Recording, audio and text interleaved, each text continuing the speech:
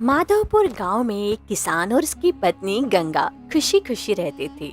लेकिन उनकी खुशी कभी भी मातम में बदल जाती, क्योंकि उनको कोई संतान नहीं थी। गांव का मुखिया भी अपने जीवन में बहुत परेशान था, क्योंकि उसे भी कोई संतान का सुख नहीं मिला था। एक दिन भाग्यवान, भगवान की कृपा से हमारे पास किसी भी चीज की कमी नहीं है और गांव वाले हमें अमीर समझते हैं, लेकिन मैं अपनी नजरों में गरीब ही हूँ। ऐसा क्यों बोल रहे हो जी? क्या हो गया आपको? तुम्हें पता होने के बाद भी ये सवाल कर रही हो? मैं हमारे बुढ़ापे की सोच रहा हूँ। कितने साल हो गए हैं, लेकिन कोई संतान का सुख नहीं मिला। हमारा बुढ़ापा कैसा होगा, कौन बनेगा? बुढ़ापे की लाठी। आप निराश मत होइए जी। पड़ोस की दादी बोल रही थी कि भीमपुर के जंगल में एक तांत्रिक रहते हैं जो सभी की मनोकामना पूरी करते हैं। तो हमें उन तांत्रिक बाबा के पास जरूर जाना चाहिए। हाँ जी, मुझे भी लग रहा है कि हमें जाना चाहिए। दोनों भीमपुर के जंगल जाने के लिए रवाना होते हैं। इधर सुरेश किसान भी अपनी पत्नी गंगा के साथ बात करता है। सुनिए जी, आपने सुना है गांव में ये बात चल रही है कि मुखिया और संध्या बहन एक तांत्रिक के पास गए हैं संतान प्राप्ति के लिए। क्या हमें भी जाना चाहिए? सुना है वो तांत्रिक काला जादू करता है और छोटे बच्चों की बलि देता है। क्या सच में? हाँ भाग्यवान। इतने में एक साधु महाराज उनके घर के सामने आते हैं और कहते हैं, लोक निरंजन। तभी सुरेश और गंगा अपनी झोपड़ी के बाहर आते हैं। प्रणाम बाबा। खुश रहो बेटा। साधु बाबा फिर बोलते हैं, वो खाना खिला दो, तुम्हारे बच्चे हमेशा खुश रहेंगे। गंगा उदास होकर बोलती है, बाबा हमें कोई बच्चा नहीं है। चिंता की कोई बात नहीं है, तुम मुझे खाना खिला दो, तुम्हें इसका फल जरूर मिलेगा। गंगा ने भूखे साधु बाबा को खाना खिलाया। बाबा खुश हो गए। बेटा, तुम अपने जीवन में संतान सुख की प्राप्ति नहीं कर पाए, लेकिन मैं तुम्हें ऐसे जादुई बीज दूंगा। जब ये बीज एक पेड़ बनेगा और जब ये पेड़ फल देगा, तब तुम्हें संतान प्राप्ति होगी। लेकिन बाबा, उन फल को क्या करना है? इधर साधु बाबा सुरेश को बताते हैं और मुखिया और उसकी पत्नी संध्या भीमपुर के जंगल में पहुंच जाते हैं। सुनिए जी, यह जंगल तो बहुत ही रहस्यमय लग रहा है, लेकिन वे तांत्रिक बाबा कहीं दिखाई नहीं दे रहे। आगे चलो भाग्यवान, तांत्रिक बाबा मिल जाएंगे।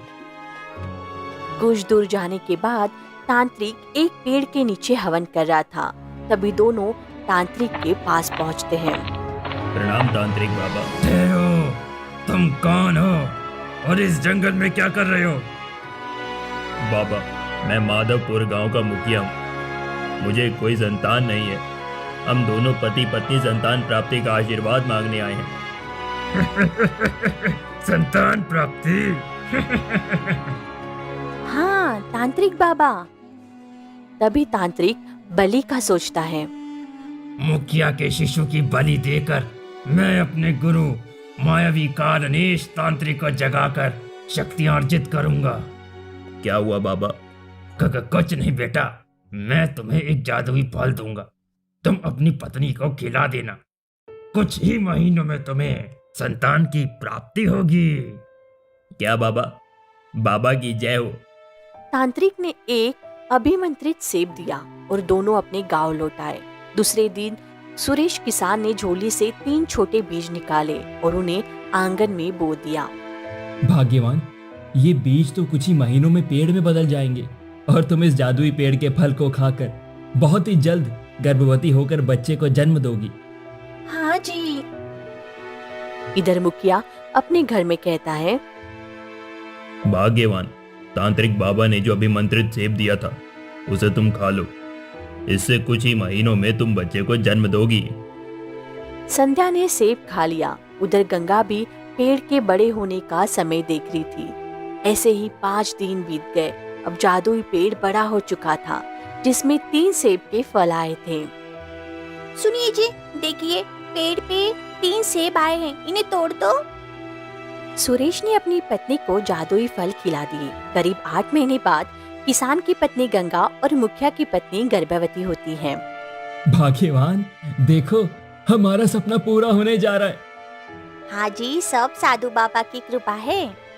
एक हफ्ते बाद सुरेश किसान की पत्नी को 3 पुत्र होते हैं जो बहुत ही अद्भुत होते हैं। देखो गंगा, हमें 3 सुंदर सुंदर पुत्र हुए हैं। उसी दिन मुखिया के घर में किलकारी की आवाज आती है। देखो संध्या, हमें कितनी सुंदर बेटी पैदा हुई है। तांत्रिक बाबा की जय हो, सब उनके कृपा से ही हो पाया। सभी लोग बहुत खुश थे। ऐसे ही दिन बीतते गए। पूरे किसान के पुत्र अब बड़े हो चुके थे, जिसमें बहुत ही अद्भुत शक्तियां थी। इधर मुखिया की लड़की सुमित्रा बहुत खूबसूरत थी, जो अपने घर के सामने वाले बगीचे में घूम रही थी। ये बगीचों से सुंदर सुंदर फूल लेकर जाऊंगी। इतना बोलते ही वह तांत्रिक सुमित्रा के पास आता है और कहता है, ए सुंदर लड़की, तुम कौन हो? बाबा, मैं सुमित्रा हूँ। मेरे पिताजी इस गांव के मुखिया है। तांत्रिक समझ गया था। ये उसी मुखिया की लड़की है। मुझे इसकी बलि देकर अपार शक्तियां हासिल करनी है। लेकिन कोई बात नहीं, मैं इस कड़े को दे दूंगा, जिससे ये पत्थर की मूर्ति भी बदल जाएगी और मेरे गुरु जाग जाएंगे, जिससे मुझे अपार शक्तियां प्राप्त होंगी। क्या हुआ बाबा, किस सोच में पड़ गए? कुछ नहीं बेटी, ये लो जादुई कड़ा, इसे पहन लो। इसे तुम हमेशा सुंदर जवान रहोगी। सुमित्रा ने कड़ा पहन लिया और घर की ओर निकल पड़ी।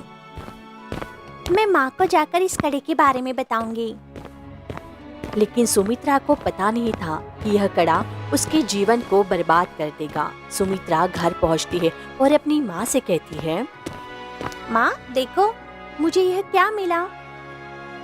बेटा सुमित्रा, तुम्हें यह कड़ा कहाँ से मिला? माँ, यह कड़ा एक तांत्रिक बाबा ने दिया। उन्होंने कहा कि तुम इस कड़े से हमेशा खूबसूरत और जवान नजर आओगी, इसीलिए मैंने यह कड़ा पहन लिया। कुछ ही देर में सुमित्रा पत्थर की मूर्ति में बदलने लगी। क्या हुआ भाग्यवान, तुम इतना चिल्ला क्यों रही हो? ये क्या हो रहा है? ये क्या हो रहा है तुम्हें बेटा? कोई बचाओ मेरी बेटी को, कोई है? पूरे गांव के लोग सुमित्रा की मूर्ति को देखकर भयभीत थे। मुखिया ने सबसे मदद मांगी, लेकिन कोई उपाय न मिला। तभी सुरेश, मुखिया जी, आप चिंता मत कीजिए, मेरे पुत्र इस गुत्थी को सुलझा लेंगे। मैं अपने बेटे को लेकर आता हूँ। कुछ समय बाद सुरेश किसान अपने बेटों को लेकर मुखिया के घर पहुंचा। सुरेश भैया, मेरी बेटी दिन ब दिन पत्थर की मूर्ति बनती जा रही है, मेरी बेटी को बचा लीजिए। तभी सुरेश किसान का बेटा रघु बोलता है, ये कोई बीमारी नहीं है, ये किसी श्राप का प्रभाव है। लेकिन श्राप कौन दे सकता है और क्यों? इसके जवाब समय के गर्भ में छिपे होते हैं, इन्हें मुझे देखना होगा। सुमित्रा का शरीर धीरे धीरे पत्थर बन रहा था। गांव का एक व्यक्ति रामदीन इस घटना को देख रहा था और उसने कहा, मैंने वर्षों पहले सुना था कि इस जंगल में एक साधु रहते हैं जो इस तरह के श्रापों के बारे में जानते हैं। मुखिया जी, हमें आज्ञा दीजिए कि हम आपकी बेटी को ठीक करने का उपाय ढूंढ कर ला सके। हाँ बेटा, बस मेरी बेटी को बचा लो। आज्ञा दीजिए पिताजी। तीनों भाइयों ने फैसला किया कि वे जंगल में जाकर उस साधु को ढूंढेंगे। तीनों भाई आपस में कहते हैं, भैया, हमें कैसे भी करके मुखिया जी की बेटी को बचाना होगा, नहीं तो उनके बुढ़ापे का सहारा छीन जाएगा। हाँ भैया। तीनों गहरे जंगल में चले जा रहे थे। तभी उन्हें एक गुफा के अंदर एक बूढ़ा साधु मिला। उसकी आंखें बंद थी, लेकिन जैसे ही तीनों उसके सामने पहुंचे, वह मुस्कुराया जैसे वह पहले से जानता था। मैं जानता था कि तुम लोग आओगे। सुमित्रा को बचाने का सिर्फ एक ही तरीका है, जो मुझे पता है। कालनेश के कड़े ने उसे पत्थर में बदल दिया। बाबा, आपको कैसे पता कि हम सुमित्रा के बारे में पूछने आए हैं? मेरे से कोई बात छिपी नहीं है बेटा। वैसे आप कौन से तरीके की बात कर रहे हैं बाबा? एक रहस्यमय जगह है, मृत आत्माओं की घाटी। वहां एक प्राचीन पत्थर है जिससे जीवन का अमृत कहते हैं। वही इस श्राप को तोड़ सकता है। लेकिन ध्यान रहे, उस जगह की रक्षा करने वाले राक्षस भी हैं। तीनों भाइयों ने साधु का धन्यवाद किया और घाटी की ओर चल पड़े। वहाँ का माहौल डरावना था। चारों ओर गहरी धुंध, सूखे पड़े और रहस्यमयी आवाजें आ रही थी। भैया, ये जगह कितनी भयानक है। जैसे ही वे गुफा के अंदर गए, एक भयंकर राक्षस सामने आ गया। जो कोई भी यहाँ आया है वो वापस नहीं गया। हम आए हैं और हम लौटेंगे भी, लेकिन अमृत पत्थर लेकर ही। राक्षस ने उन पर हमला किया, लेकिन रघु ने हवा की ताकत से उसे पीछे धकेल दिया। भोला ने आग की तलवार बनाई जिससे राक्षस जलने लगा। माधव पीछे हट गया। आखिरकार राक्षस हार कर गिर पड़ा।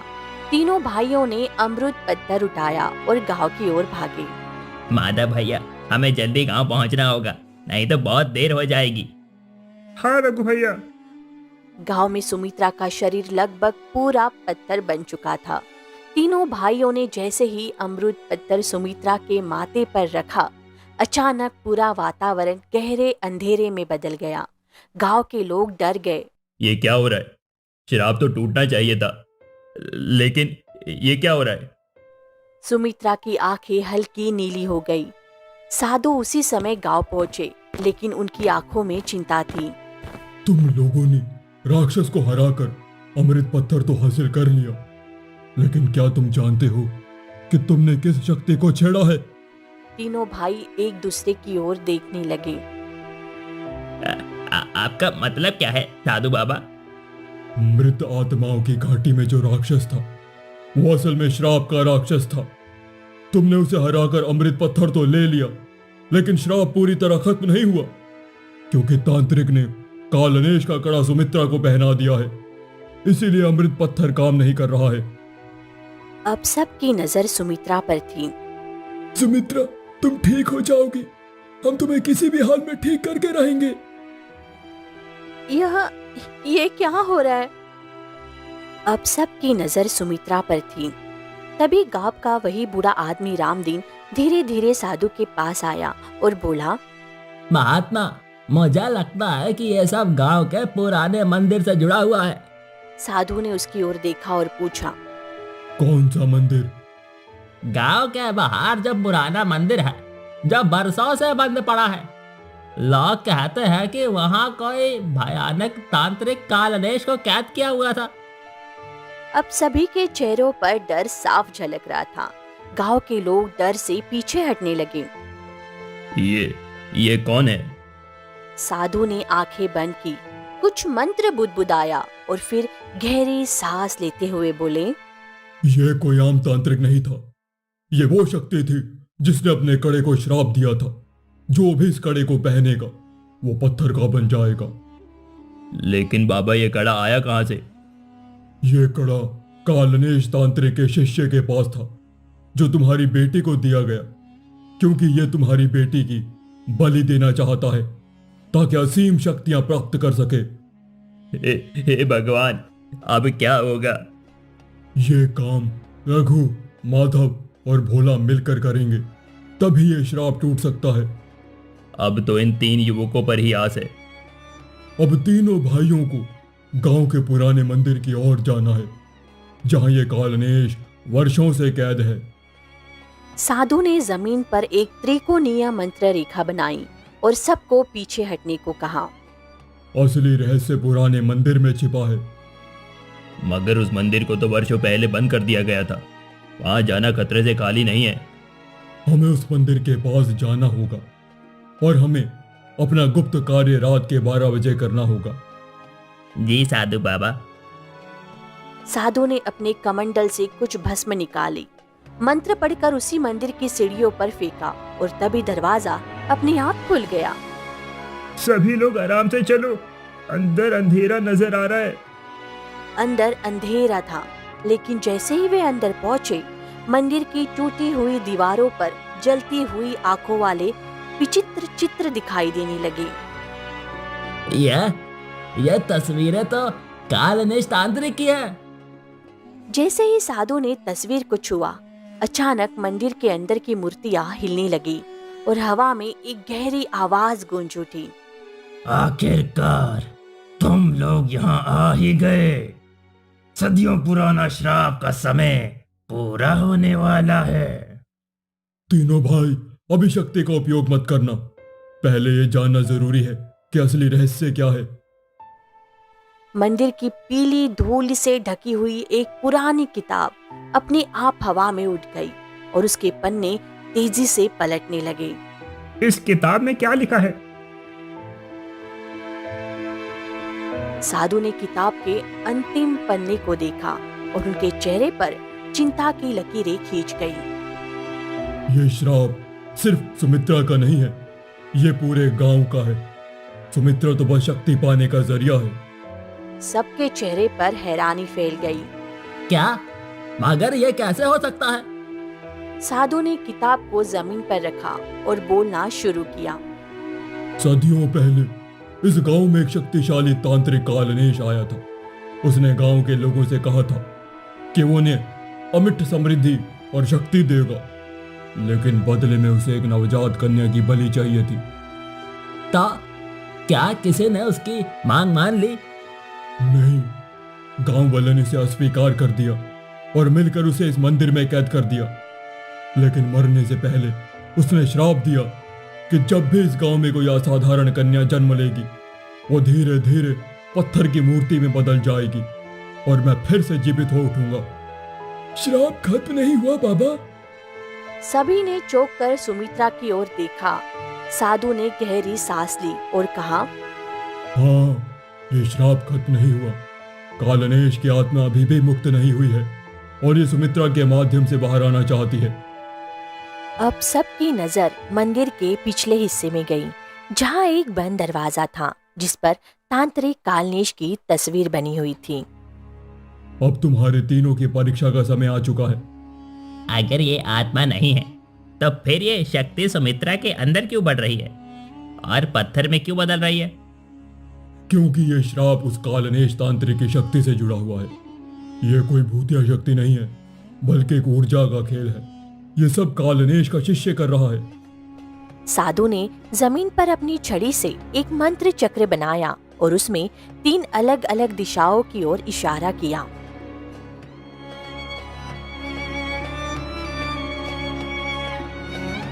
अगर इस श्राप को तोड़ना है तो तुम तीनों को 3 अलग अलग दिशाओं में जाकर प्राचीन ऊर्जा स्तोत्र इकट्ठा करनी होगी।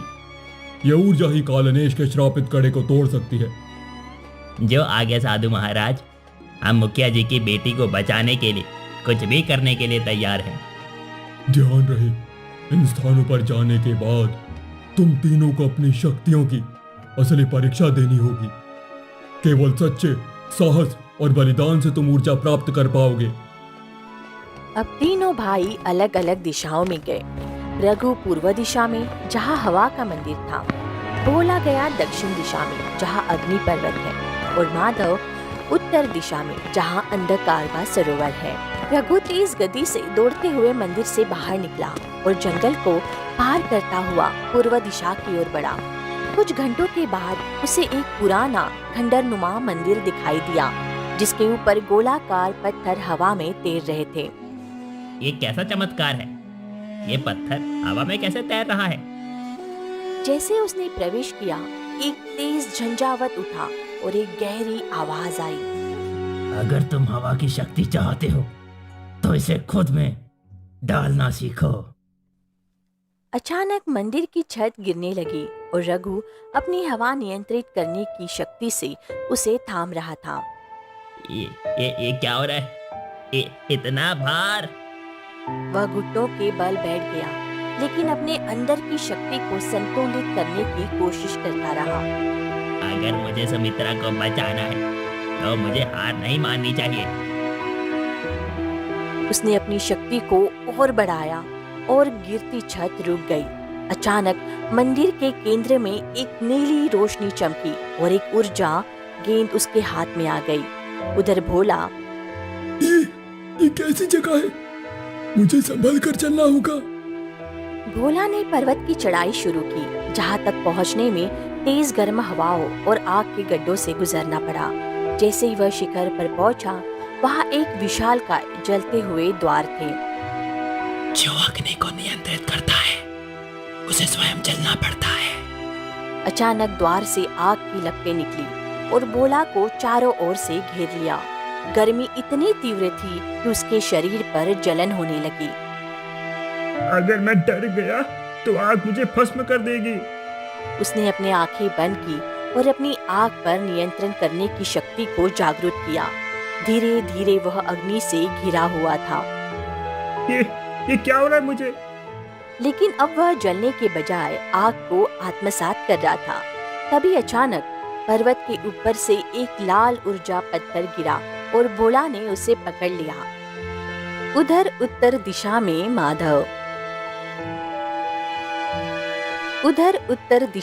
माधव ये कैसी जगह है? मुझे संभल कर चलना होगा। माधव को एक काले जल वाला सरोवर मिला, जहाँ कुछ भी दिखाई नहीं दे रहा था। पानी में उसकी परछाई भी डरावनी लग रही थी।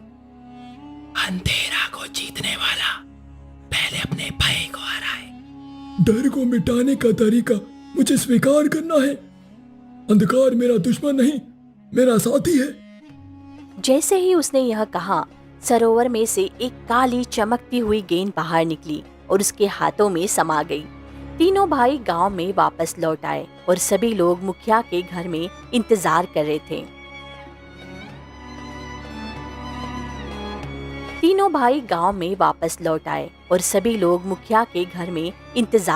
थे। जल्दी आओ रघु, नहीं तो बहुत देर हो जाएगी। सुमित्रा बिल्कुल पत्थर बनने की कगार पे थी और मुखिया, संध्या और गांव के लोग बेहद चिंतित थे। कृपया जल्दी करिए, मेरी बेटी बच नहीं पाएगी। साधु ने तीनों भाइयों को देखा और कहा, अब अपनी शक्तियों को जोड़ो और इसे इस कड़े में डालो। जी साधु बाबा।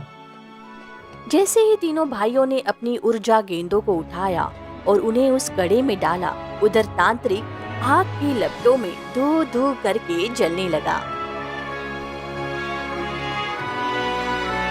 देखिए, सुमित्रा सांस ले रही है। अचानक एक भयंकर प्रकाश फैला और सुमित्रा ने जोर से सांस ली। धीरे धीरे उसके शरीर से पत्थर हटने लगा। कुछ ही क्षणों में वह पूरी तरीके से ठीक हो चुकी थी। मेरी बच्ची। मुखिया ने सुमित्रा को गले लगाया और गांव वालों ने तीनों भाइयों की जय जयकार की। बेटा, तुम्हें ये कड़ा किसने दिया था? एक बाबा थे जिनके चेहरे पे कटा निशान था। क्या? मुखिया और संध्या चौंक जाते हैं, क्योंकि यह कोई नहीं, भीमपुर वाले तांत्रिक बाबा थे। हमें उन तांत्रिक के पास जाना चाहिए और उन्हें दंड देना चाहिए। मुखिया जी, आपने सही कहा। भीमपुर के जंगल पहुंच जाते हैं और तांत्रिक को देखते हैं, लेकिन उन्हें जंगल में कोई नजर नहीं आता। तभी मुखिया कहते हैं, सभी लोग मेरे साथ चलिए, मुझे पता है वो ढोंगी तांत्रिक कहाँ हैं। सभी लोग मुखिया के पीछे पीछे गए और आगे ऐसा देखा कि वह चौंक गए। अरे ये क्या हो रहा है? ये तो राख का ढेर बड़ा है। मुझे लगता है तांत्रिक अपने ही जाल में फंस गया। छोड़ो, हमें क्या, अंत भला तो सब भला।